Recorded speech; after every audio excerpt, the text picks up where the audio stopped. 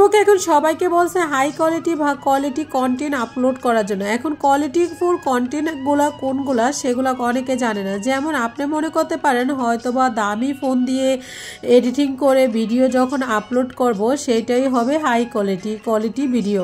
আসলে এরকম কোনো কথা নাই যে আপনি দামি ফোন দিয়ে ভিডিও এডিটিং করলে আপনার ভিডিওটার ভিউ আসবে।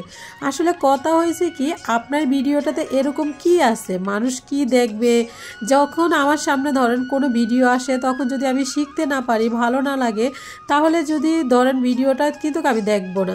সেটা যত দামি ফোন দিয়ে হোক না কেন, যত সুন্দর এডিটিং হোক না কেন, আমি কিন্তু ভিডিওটা দেখব না, আমার ভালো লাগা কাজ করতে। আমার পেজে যেই সমস্ত কন্টেন্টগুলো আসবে যেগুলো আমি দেখতে পছন্দ করি, যেমন আমি শিক্ষণীয় ভিডিওগুলো দেখতে পছন্দ করি, ফেসবুকগুলো কিন্তু আমাকে সবসময় শিক্ষণীয় ভিডিওগুলোই সাজেস্ট করে। যেই ধরনের কন্টেন্ট দেখতে আপনি পছন্দ করেন সেইগুলাই কিন্তু ফেসবুক সাজেস্ট করবে। ফেসবুকের এই সাজেস্ট করা ভিডিওগুলো হচ্ছে হাই কোয়ালিটি। এখন বলতে পারেন আপু অনেক বাজে ফালতু ভিডিওগুলো আমাদের ফিরে আসে, সেইগুলো কি হাই কোয়ালিটি? আসলে সেগুলো হাই কোয়ালিটি কন্টেন্ট না, সেই কন্টেন্টগুলো প্রচুর পরিমাণ শেয়ার করার কারণে আপনার এখানে চলে আসছে। এই কন্টেন্টগুলো যত দ্রুত ভাইরাল হচ্ছে তত দ্রুত কিন্তু এগুলা মানুষ ভুলেও যায়, এগুলা মানুষ মনেও রাখে না। তো এই জন্য আপনি লং লাস্টিং মানে প্ল্যাটফর্মে কাজ করতে চান, মানুষের মনে জায়গা করে নিতে চান, তাহলে আপনাকে ভালো এবং কোয়ালিটিফুল এবং কি শিক্ষণীয় ভিডিও আপলোড সবসময় দিতে হবে।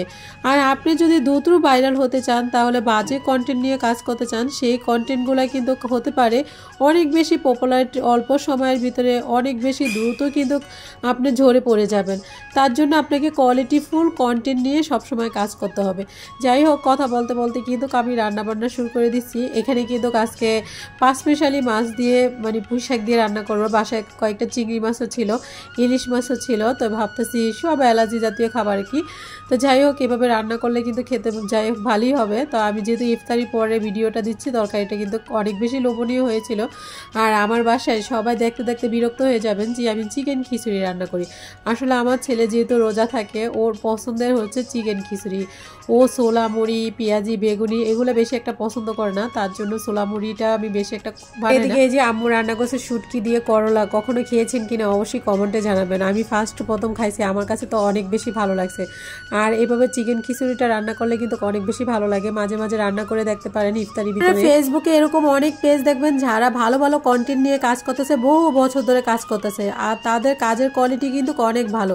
তাদের কাছ থেকে মানুষ কিছু না কিছু শিখতে পারতেছে। আবার এরকম পেজ দেখবেন খুব দ্রুত ভাইরাল হচ্ছে, আবার খুব দ্রুত কিন্তু হারিয়ে যাচ্ছে। তো আপনি যদি সফলতা এই প্ল্যাটফর্মে অর্জন করতে চান, তাহলে আপনাকে শিক্ষণীয় ভালো কন্টেন্ট নিয়ে সবসময় কাজ করে যেতে হবে।